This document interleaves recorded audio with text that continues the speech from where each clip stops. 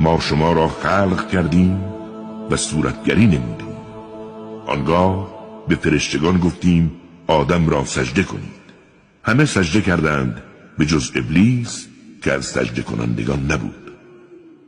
و خدا گفت چرا با آن که به تو فرمان دادم از سجده کردن به آدم امتناع کردی؟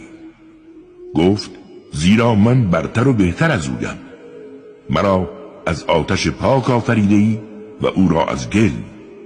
و خدا گفت از آن مقام و مرتبه تنزل کن، زیرا آن مقام و مرتبه جای تکبر کردن تو نیست.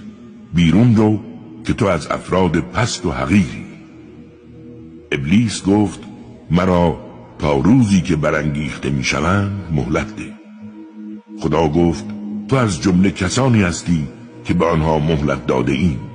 و ابلیس گفت اکنون که مرا